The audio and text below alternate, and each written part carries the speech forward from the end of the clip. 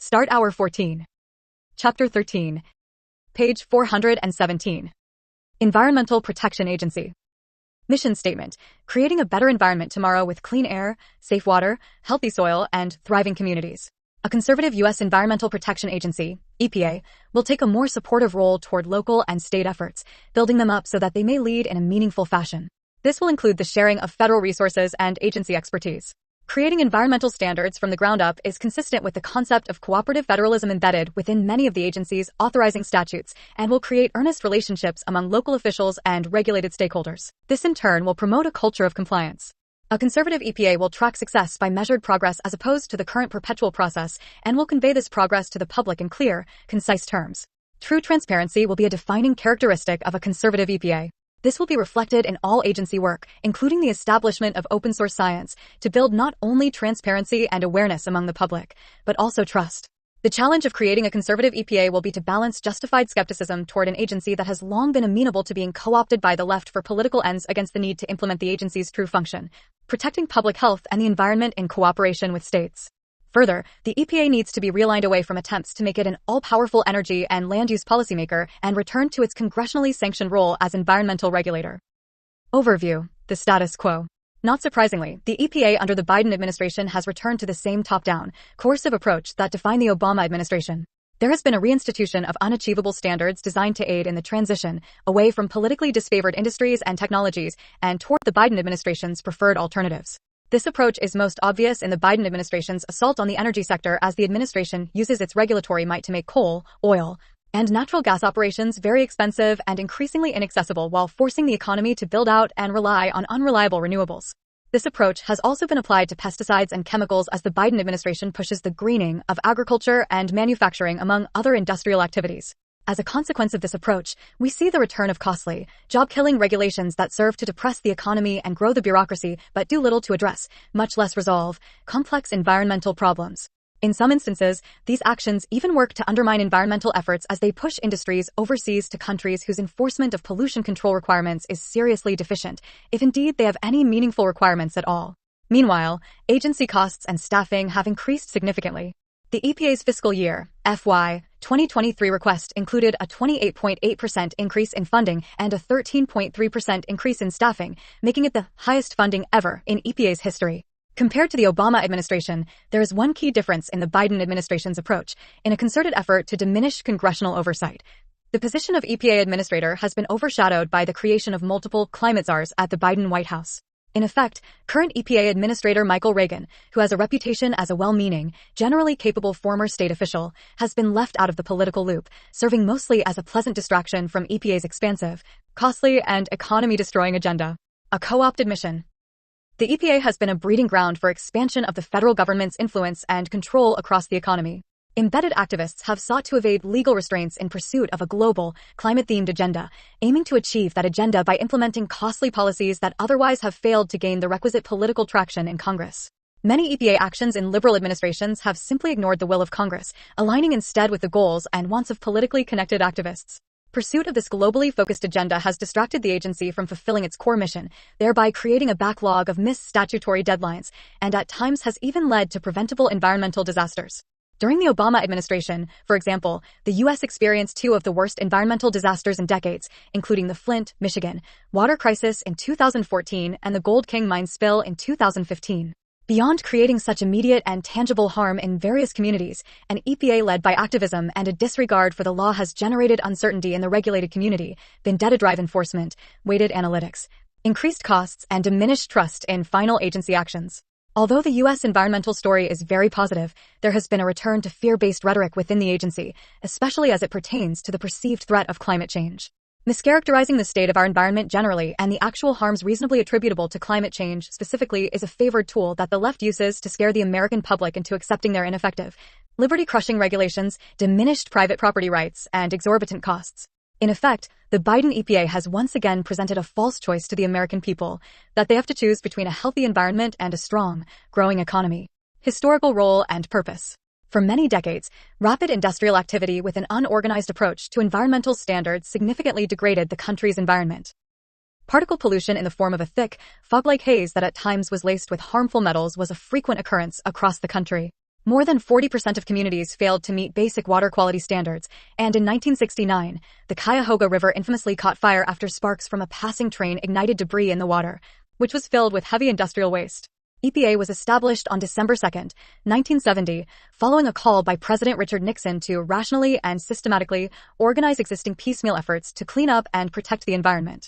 Under Reorganization Plan No. 3, the EPA was to initiate a coordinated attack on the pollutants which debase the air we breathe, the water we drink, and the land that grows our food. Numerous authorities were consolidated and given to the EPA, including research, monitoring, standard setting, and enforcement activities. The mission to protect public health and the environment was born, and the first administrator was sworn in on December 4, 1970.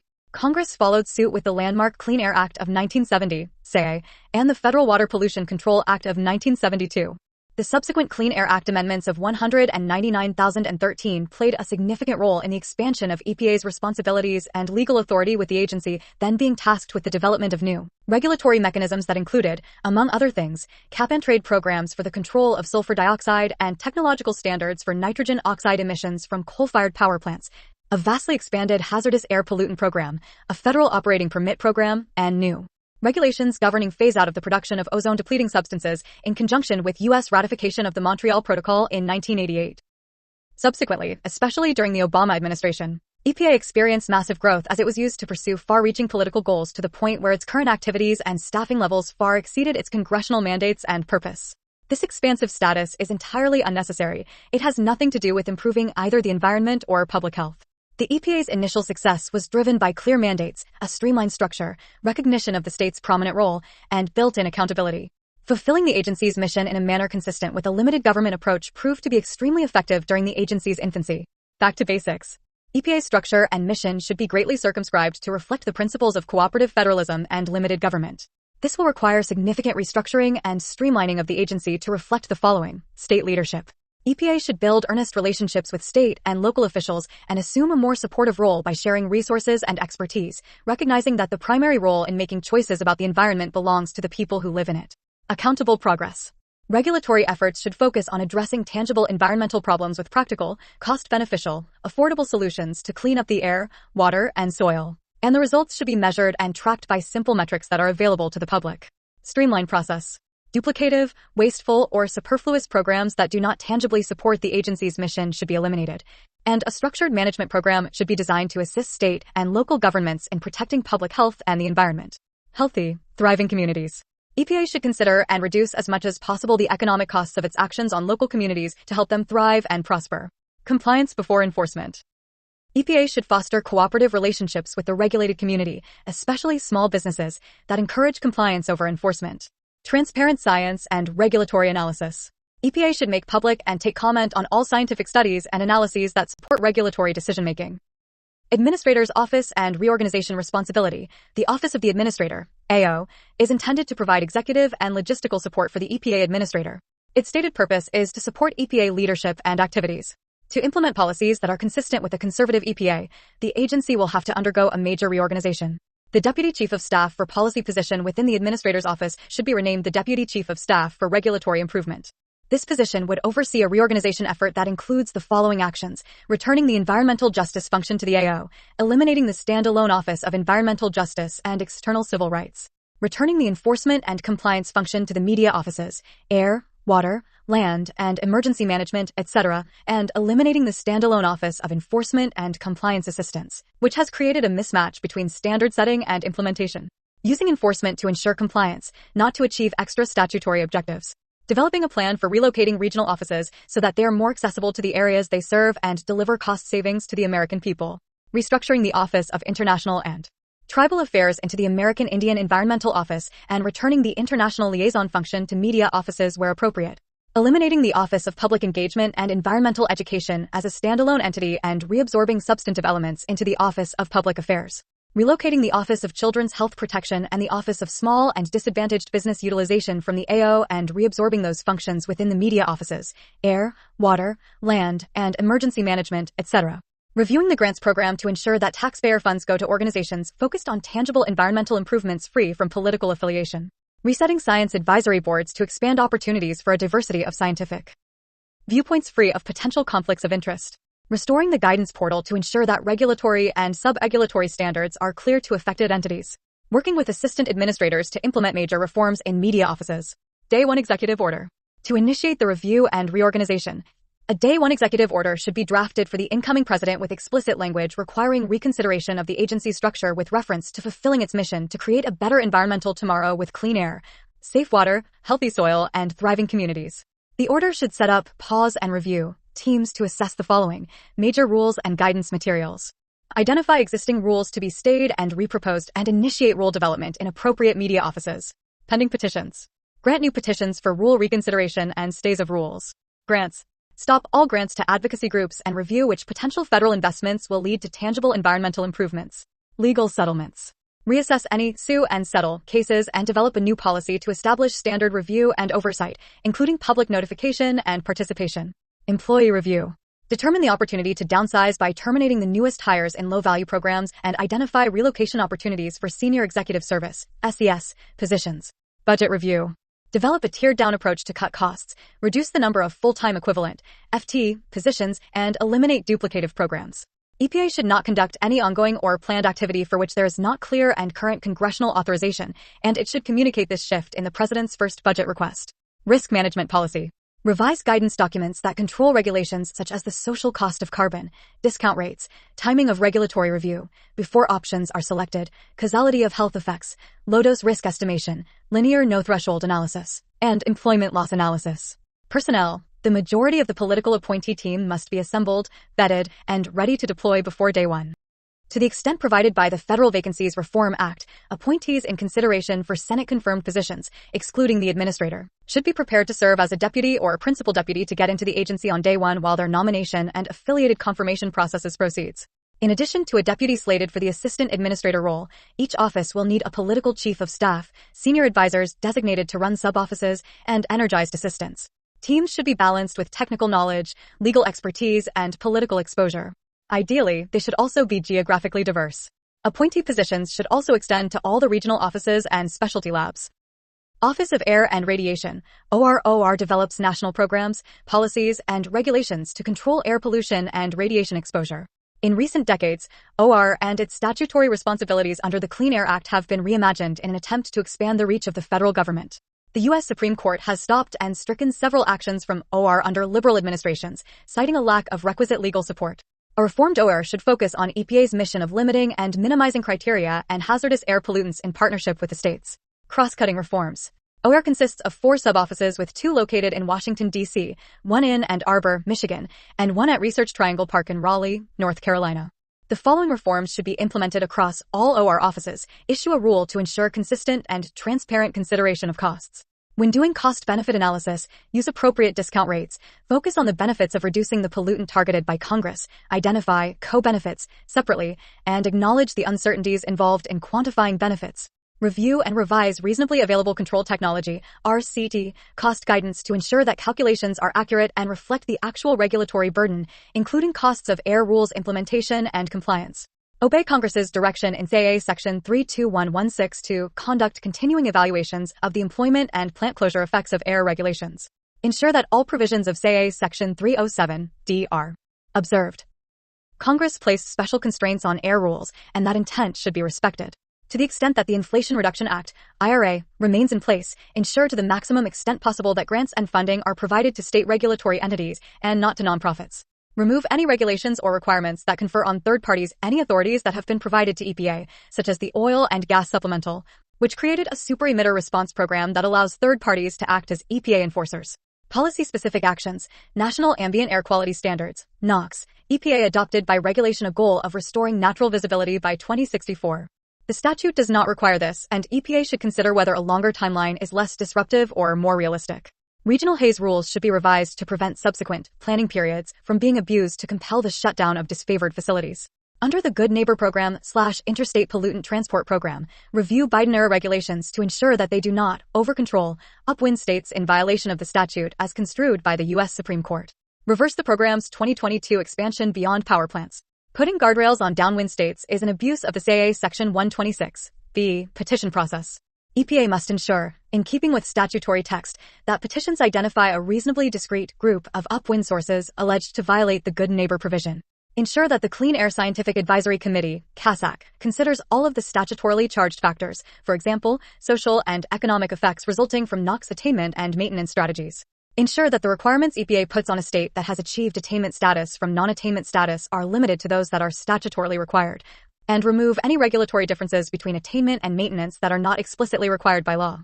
Streamline the process for state and local governments to demonstrate that their federally funded highway projects will not interfere with NOx attainment. Adopt policies to prevent abuse of EPA's SAA, error correction, authority. EPA historically has used this to coerce states into adopting its favored policies on pain of imposition of a Federal Implementation Plan, FIP. Limit EPA's reliance on SAA Section 30121 General Rulemaking Authority to ensure that it is not abused to issue regulations for which EPA lacks substantive authority elsewhere in the statute. If possible, return the standard-setting role to Congress. Climate change, remove the Greenhouse Gas Reporting Program, GHGRP, for any source category that is not currently being regulated. The overall reporting program imposes significant burdens on small businesses and companies that are not being regulated.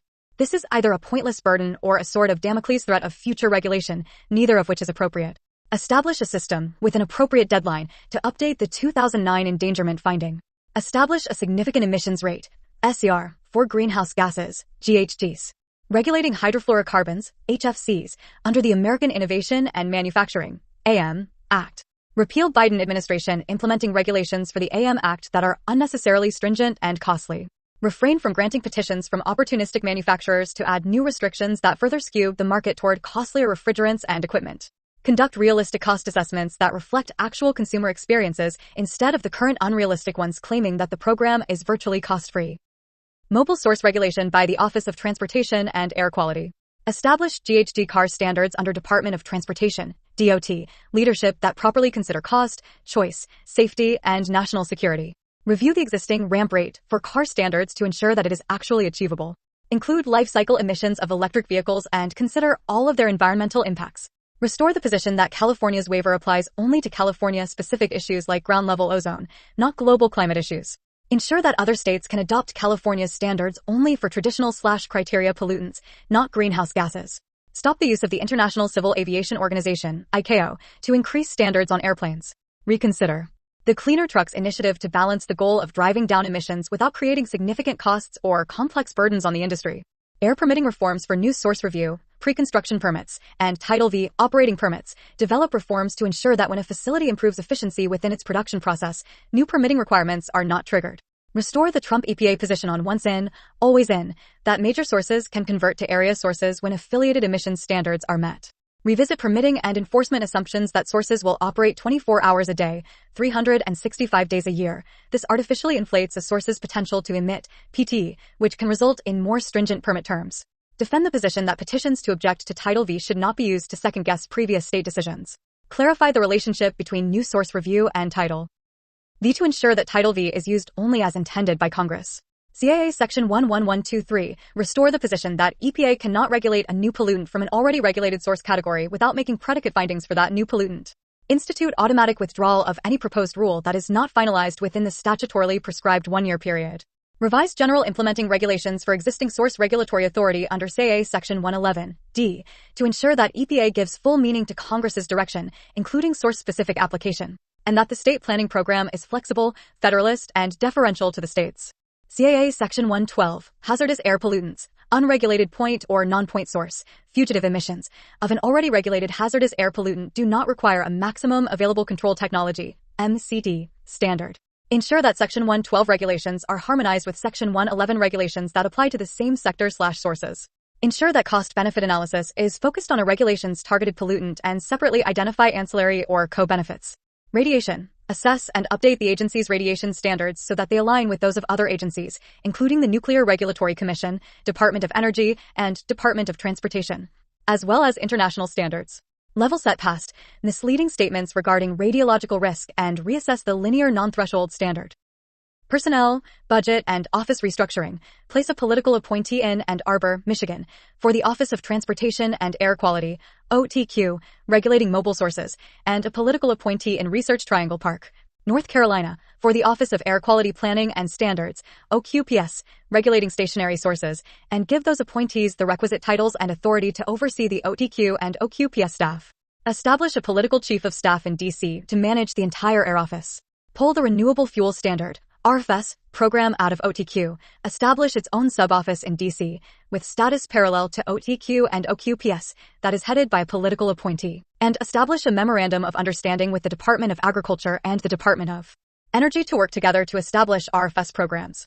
Require regional air offices to receive approval from OAR before moving forward with enforcement actions in order to ensure that enforcement is meeting the requirements established by regulations and is not going beyond them. Office of Water, OWOW, is responsible for ensuring safe drinking water and restoring and maintaining oceans, watersheds, and their aquatic ecosystems to protect human health, support economic and recreational activities, and provide healthy habitats for fish, plants, and wildlife.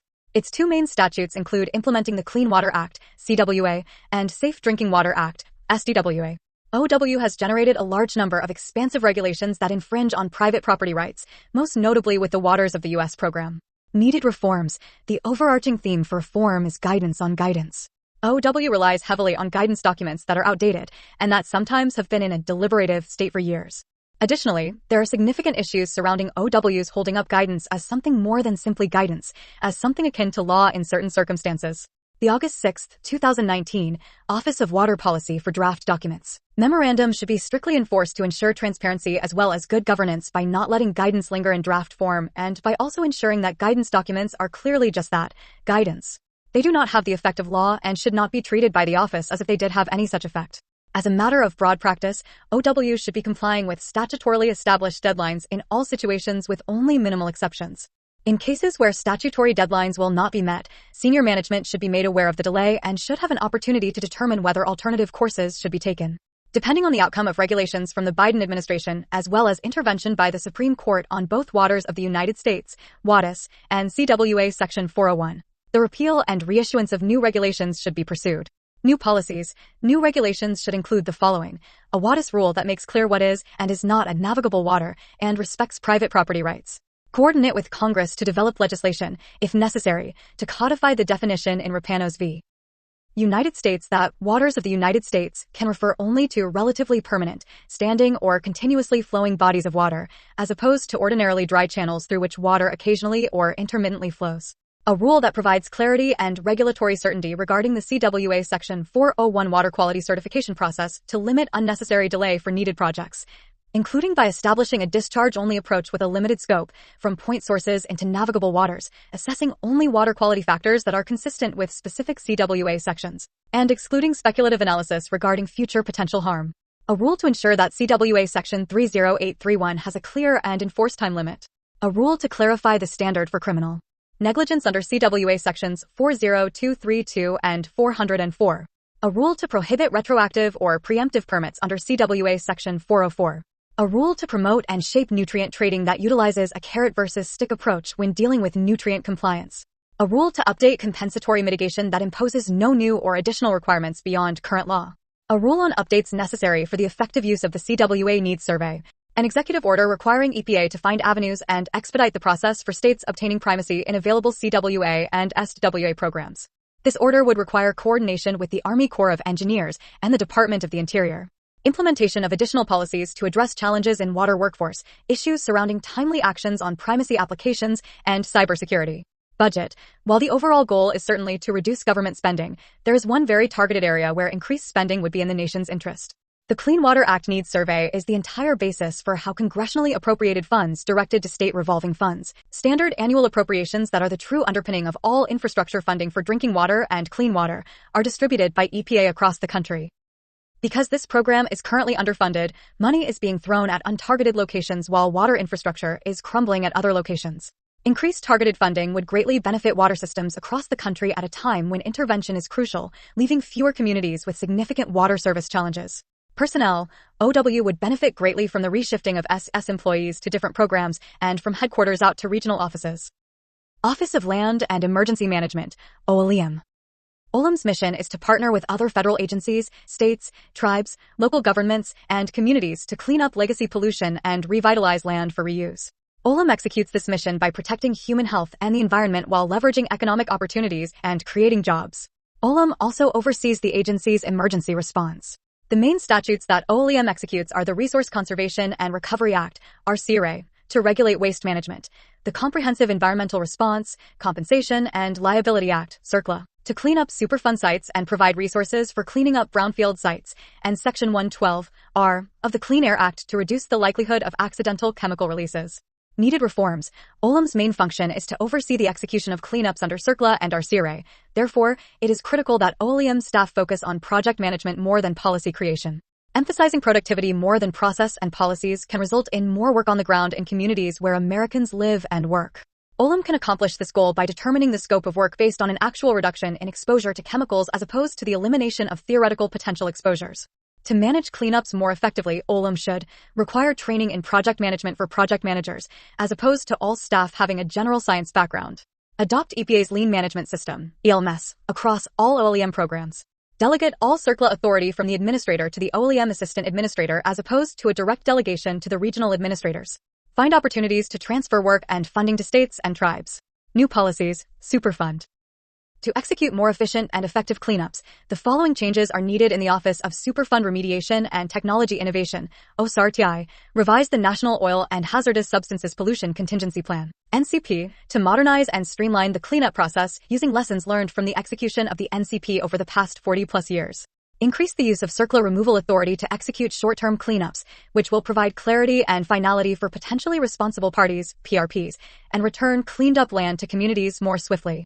Streamline the process for determining applicable or relevant and appropriate requirements based on commonalities across sites, as opposed to making such determinations on a site-by-site basis. Revise groundwater cleanup regulations and policies to reflect the challenges of omnipresent contaminants like PFAS. Revisit the designation of PFAS chemicals as hazardous substances under CERCLA. Allow PRPs to perform the statutorily required 5-year reviews of Superfund cleanups to free OLM resources. Expand and fully stand up the Office of Mountains, Deserts, and Plains to support innovative approaches to the cleaning up of abandoned mines. Develop and execute a 10-year cleanup plan to address lead at all existing cleanup sites that includes benchmarks and milestones that allow for congressional and public oversight of the schedule. RCRA. To streamline waste management, the following changes are needed in the Office of Resource Conservation and Recovery, ORCR. Create an RCRA post-closure care permit that is tailored only to post-closure obligations. Modify regulations that impede resource efficiency, recycling, and reuse by providing clearly that these materials are not waste. This can be done by promulgating a rule that provides an alternative pathway to hazardous waste regulation to allow the transport of material to legitimate recyclers or back to manufacturers to support the recycling and reuse of material. Change the electronic manifest, e-manifest, regulations to a 100% electronic system and eliminate all paper manifests and manual filing and data input. This system should operate from a range of common handheld devices and could be expanded to accommodate solid waste and materials for reuse and recycling.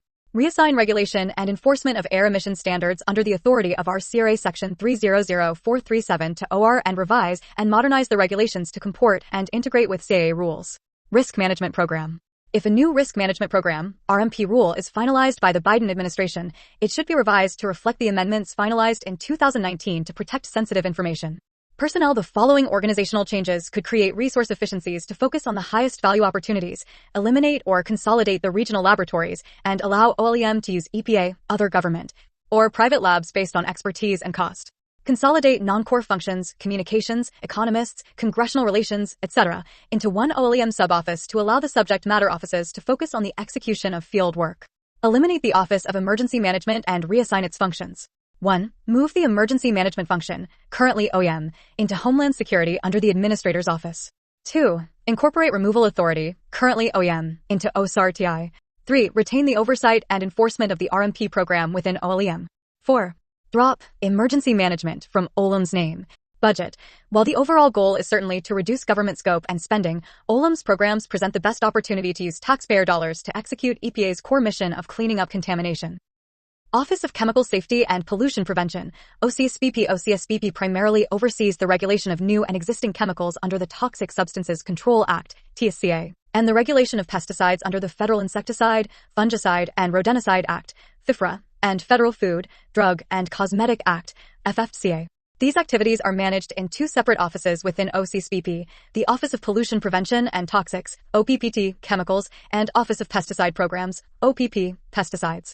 OCSPP is constantly pressured to ban the use of certain chemicals, typically based on fear as a result of mischaracterized or incomplete science. Needed reforms and new policy in OPPT chemicals ensure that decision-making is risk-based rather than defaulting to precautionary, hazard-based approaches like the Integrated Risk Information System, IRIS. Focus the scope of chemical evaluations on pathways of exposure that are not covered by other program offices and other environmental statutes, and eliminate scope creep to ensure that evaluations can be completed in a timely manner consistent with the statutory requirements. Ensure that new chemical evaluations are conducted in a timely manner consistent with statutory requirements to ensure the competitiveness of U.S. manufacturers. For new chemicals, reset the program to ensure that reviews are completed on a timeline that is consistent with the statute. This includes revising the regulations governing the reviews of new chemicals. Ensure that risk evaluations and risk management rules presume that workplaces are following all OSHA requirements, including requirements for personal protective equipment, PPE. Apply real-world use of chemicals when assessing conditions of use for risk evaluations. Transition the Safer Choice program to the private sector. Right-size the TTS fees rule so that it is consistent with the tasks that the agency is actually completing within the timelines of the statute and is not covering the costs of EPA inefficiency or overreach. Revise existing policies to address the requirements of the 2016 Lautenberg Amendments to the TSCA. Develop a framework rule for risk management approaches that will be used under TSCA for existing chemicals. Needed reforms and new policy in OPP pesticides. OPP should rely on Department of Agriculture and state usage data that reflect actual pesticide use in registration reviews and Endangered Species Act, ESA, analyses. The U.S. Fish and Wildlife Service and National Marine Fisheries Service should rely on similar data in their ESA analyses. OPP has rigorous testing requirements that registrants must meet before pesticides are allowed on the market. However, when pesticides undergo registration review every 15 years, EPA relies on publicly available data with differing levels of quality and transparency. Data standards are needed to ensure that information relied on by EPA is made available to the agency at a similar level as the original testing data conducted by registrants to ensure that EPA can conduct a robust review and analysis of the data. ESA reform for pesticides is necessary. When approving pesticides, FIFRA allows for cost-benefit balancing, recognizing that pesticides are effective precisely because they harm pests. However, the ESA does not allow for any consideration of the beneficial effects of pesticides. In order to meet ESA obligations, pesticide uses are severely restricted, leaving growers with limited tools for crop protection. New policies are needed to ensure that other program offices, such as ORD, OW, and OLEM, will defer to OPP on toxicity issues. OPP has rigorous testing requirements for pesticide ingredients and products to ensure before they go to market that their use will not harm human health and the environment. Assessments by other offices are redundant. While individual pesticide registrations are considered adjudications and not reviewed by the Office of Management and Budget, OMB, consistent with a 1993 OMB guidance, when pesticide tolerances and registrations are withdrawn by the agency, as opposed to being withdrawn voluntarily by registrants, these actions should undergo coordinated interagency review managed by OMB.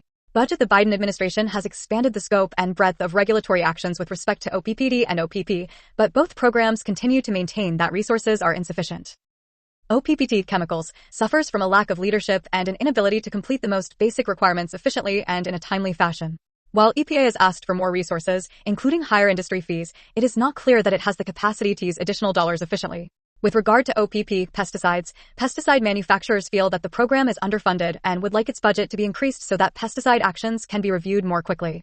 Manufacturers are also willing to pay higher fees to the fee-based portion of the program. However, grower groups have been disappointed by EPA's actions and have significant concerns about EPA's ability to conduct science-based risk assessments and take risk management actions that appropriately balance benefits and risks as required by FIFRA. Guardrails and third-party audits should be part of any funding increases through the Pesticide Registration Improvement Act, PRIA, or other mechanisms. Office of Research and Development, ORD, and related science activities. While much of this work has not been authorized by law, EPA conducts a wide variety of intramural and extramural research, development, regulatory science, science advisory, peer review, risk assessment, and risk management activities. This enterprise includes the Office of Research and Development, ORD, the agency's largest employer, as well as science activities across other key programs, regions, and cross-cutting parts of the Administrator's Office. EPA's scientific enterprise, including ORD, has rightly been criticized for decades as precautionary, bloated, unaccountable, closed, outcome-driven, hostile to public and legislative input, and inclined to pursue political rather than purely scientific goals.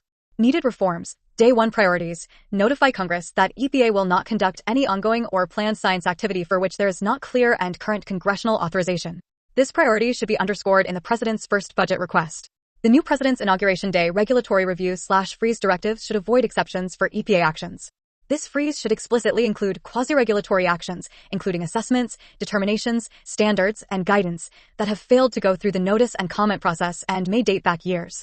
Pause for review all contracts above $100,000 with a heavy focus on major external peer reviews and regulatory models. Call for the public to identify areas where EPA has inconsistently assessed risk, failed to use the best science, or participated in research misconduct. Eliminate the use of unauthorized regulatory inputs like the social cost of carbon, black box and proprietary models, and unrealistic climate scenarios, including those based on Representative Concentration Pathway, RCP 8.5. Personnel, quickly nominate a reform-minded assistant administrator for research and development. Appoint and empower a science advisor reporting directly to the administrator in addition to a substantial investment, no fewer than 6 senior political appointees, charged with overseeing and reforming EPA research and science activities. Qualifications for these positions should emphasize management, oversight, and execution skills, including in leading state environmental agencies, as opposed to personal scientific output. Suspend and review the activities of EPA advisory bodies, many of which have not been authorized by Congress or lack independence, balance, and geographic and viewpoint diversity. Retract delegations for key science and risk assessment decisions from assistant administrators, regional offices, and career officials. Eliminate the use of Title 42 hiring authority that allows ORD to spend millions in taxpayer dollars for salaries of certain employees above the civil service scale. Announce plans to streamline and reform EPA's poorly coordinated and managed laboratory structure. Budget. Back to basics rejection of unauthorized or expired science activities. A top priority should be the immediate and consistent rejection of all EPA RD and science activities that have not been authorized by Congress. In FY 2022, according to EPA's opaque budgeting efforts, science and technology activities totaled nearly $730 million. EPA's FY 2023 budget request for the Office of Research and Development seeks funds for more than 1,850 employees, a dramatic increase for what is already the largest EPA office with well above 10% of the agency's workforce. WARD conducts a wide-ranging series of science and peer review activities, some in support of regulatory programs established by our environmental laws, but often lacks authority for these specific endeavors. Several RD offices and programs, many of which constitute unaccountable efforts to use scientific determinations to drive regulatory, enforcement, and legal decisions, should be eliminated. The Integrated Risk Information System, for example, was ostensibly designed by EPA to evaluate hazard and dose response for certain chemicals. Despite operating since the 1980s, the program has never been authorized by Congress and often sets safe levels based on questionable science and below background levels, resulting in billions in economic costs. The program has been criticized by a wide variety of stakeholders, states, Congress, the National Academies of Science, Engineering, and Medicine, NASM, and the U.S. Government Accountability Office, GAO, among others. EPA has failed to implement meaningful reforms, and this unaccountable program threatens key regulatory processes as well as the integrity of Clean Air Act and TSCA implementation. Needed EPA advisory body reforms. EPA currently operates 21 federal advisory committees. These committees often play an outsized role in determining agency scientific and regulatory policy, and their membership has too often been handpicked to achieve certain political positions. In the Biden administration, key EPA advisory committees were purged of balanced perspectives, geographic diversity, important regulatory and private sector experience, and state, local, and tribal expertise. Contrary to congressional directives and recommendations from the GAO and intergovernmental associations, these moves eviscerated historic levels of participation on key committees by state, local, and tribal members from 2017 to 2020.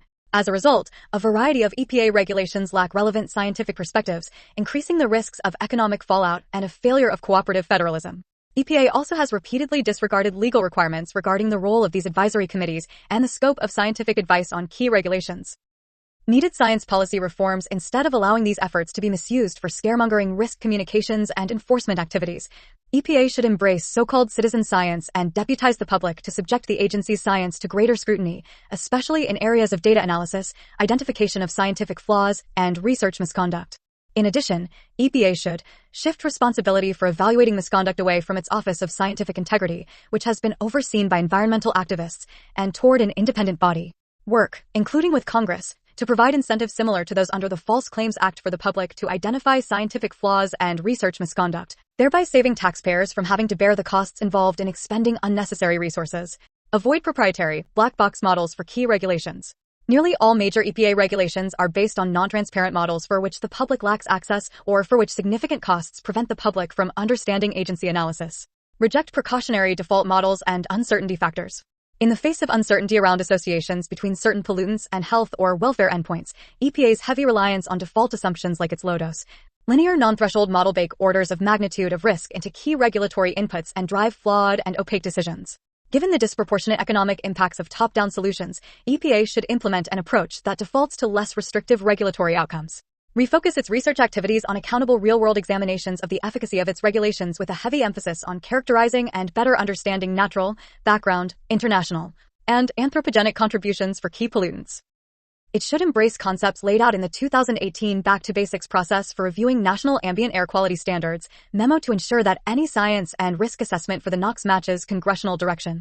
Legislative reforms. While some reforms can be achieved administratively, especially in areas where EPA clearly lacks congressional authorization for its activities, Congress should prioritize several EPA science activity reforms. Use of the Congressional Review Act for Congress to disapprove of EPA regulations and other quasi-regulatory actions and prohibit substantially similar actions in the future. Reform EPA Science Advisory Board and other advisory bodies to ensure independence, balance, transparency, and geographic diversity. Build on recent bipartisan proposals to increase transparency for advisory bodies, subject to the Federal Advisory Committee Act as well as recommendations from the Administrative Conference of the U.S., to strengthen provisions for independence, accountability, geographic diversity, turnover, and public participation. This should include a prohibition on peer review activities for unaccountable third parties that lack independence or application of these same principles to non-governmental peer review bodies, including NASM. Add teeth to long-standing executive orders, memoranda, recommendations, and other policies to require that EPA regulations are based on transparent, reproducible science as well as that the data and publications resulting from taxpayer-funded activities are made immediately available to the public. Reject funds for programs that have not been authorized by Congress, like IRIS, as well as peer review activities that have not been authorized by Congress. Revisit and repeal or reform outdated environmental statutes.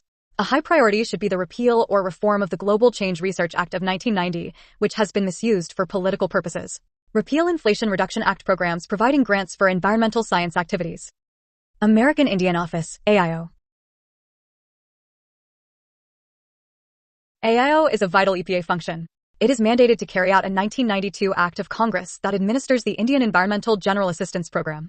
Because of the sovereign-to-sovereign relationship between the U.S. government and federally recognized sovereign Indian nations, this act's purpose is to assist tribes in developing the capacity to manage their own tribal environmental protection programs and set them up to implement programs for the management of solid and hazardous waste.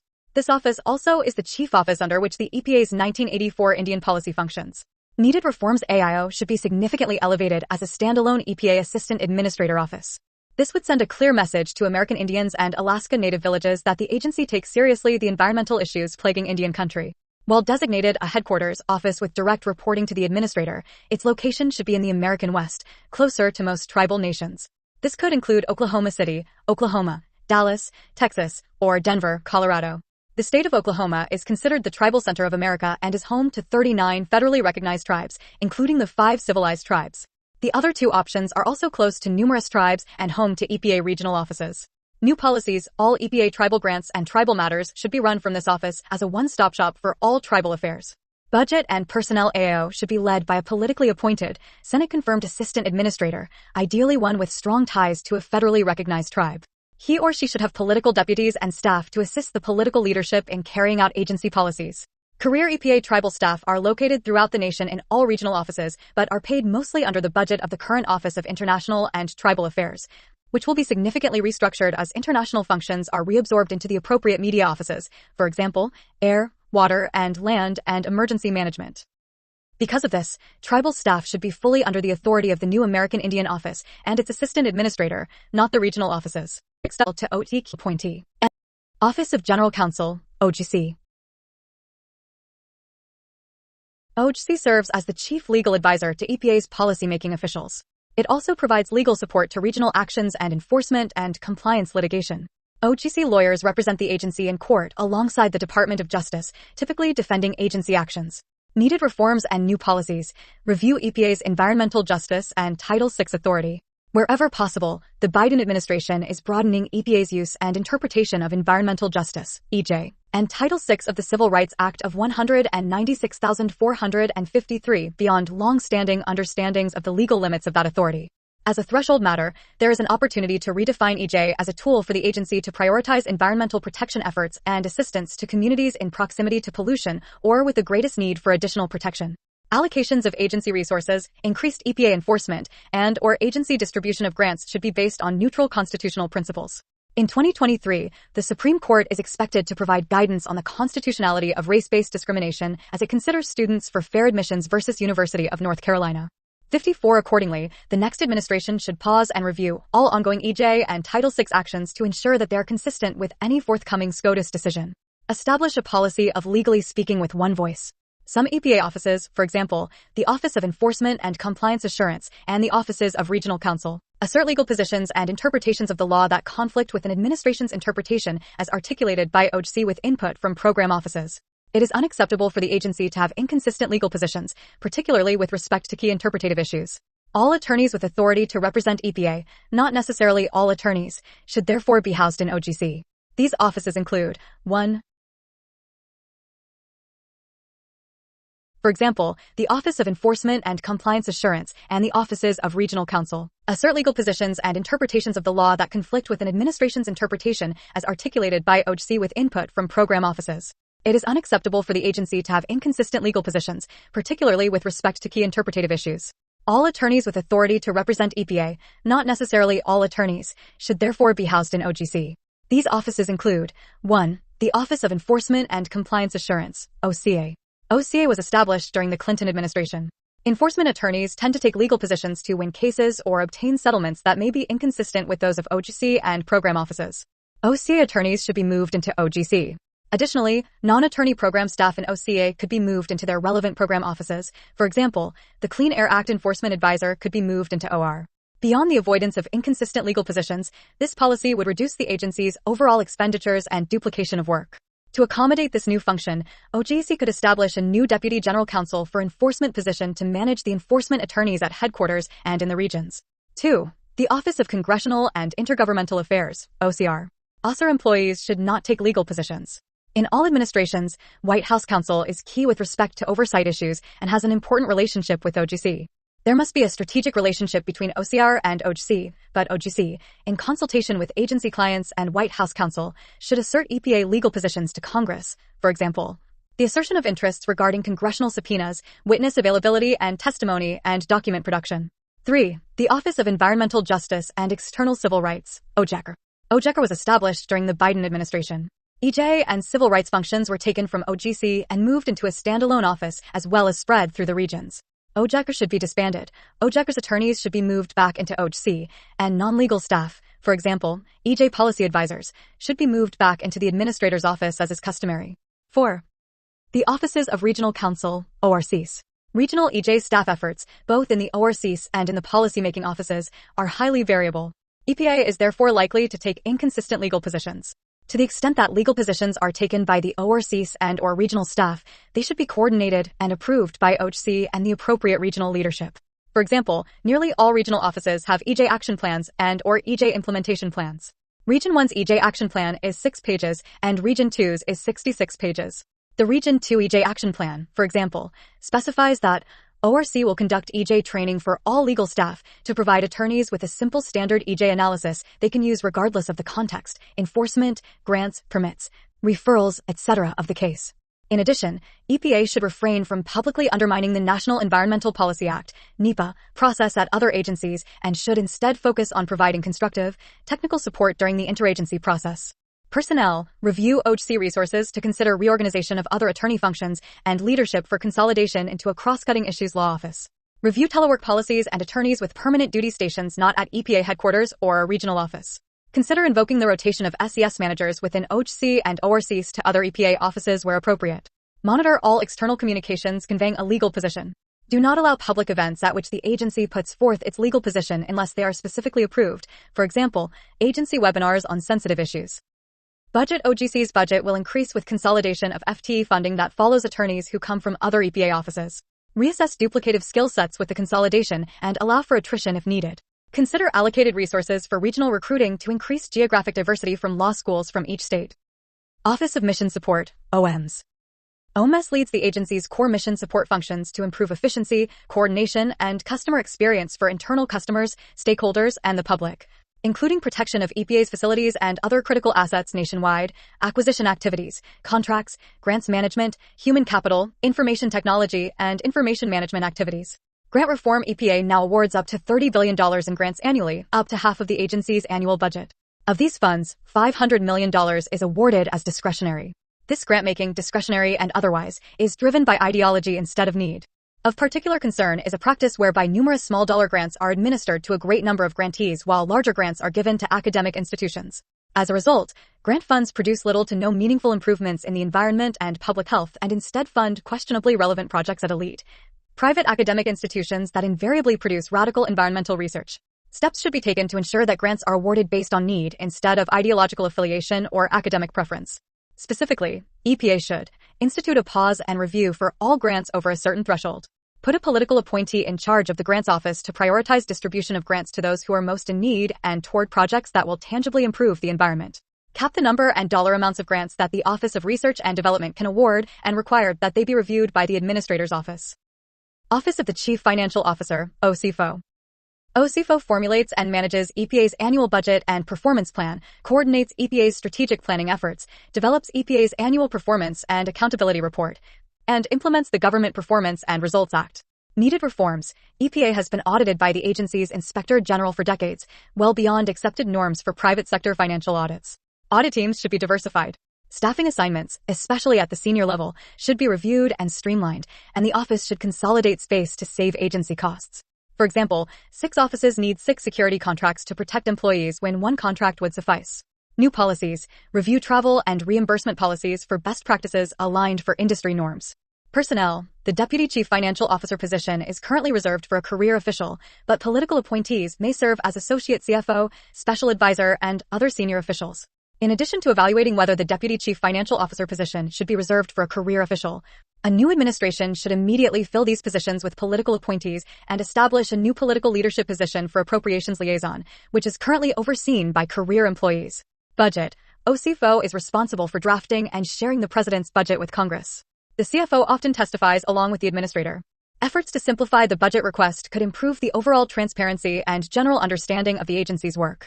Conclusion: a more conservative EPA that aligns with the policies outlined in this chapter will lead to a better environmental future without unintended consequences. It will prevent unnecessary expenditures by the regulated community, allowing for investment in economic development and job creation, which are keys to thriving communities. Cutting EPA's size and scope will deliver savings to the American taxpayer. Improved transparency will serve as an important check to ensure that the agency's mission is not distorted or co-opted for political gain. Importantly, a conservative EPA will deliver tangible environmental improvements to the American people in the form of cleaner air, cleaner water, and healthier soils. Department of Health and Human Services. If the U.S. Department of Health and Human Services, HHS, were a separate country, its approximately $1.6 trillion budget would rank as the world's 5th largest national budget. For good or ill, HHS activities personally impact the lives of more Americans than do those of any other federal agency. Under President Trump, HHS was dedicated to serving all Americans from conception to natural death, including those individuals and families who face economic and social well-being challenges. Under President Biden, the mission has shifted to promoting equity in everything we do for the sake of populations sharing a particular characteristic, including race, sexuality, gender identification, ethnicity, and a host of other categories. As a result of HHS's having lost its way, U.S. life expectancy, instead of returning to normal after the COVID-19 pandemic, continued to drop precipitously to levels not seen since 1996, with white populations alone losing 7% of their expected lifespan in just 1 year. Nothing less than America's long-term survival is at stake. Accordingly, HHS must return to serving the health and well-being of all Americans at all stages of life instead of using social engineering that leaves us sicker, poorer, and more divided. Overview. HHS consists of 11 operating divisions that have varying degrees of practical independence from the Secretary of Health and Human Services and 15 staff divisions that are directly under the Office of the Secretary. This chapter's recommendations are limited to those divisions that most need reform and address, wherever possible, 5 cross-cutting goals. Goal number 1, protecting life, conscience, and bodily integrity.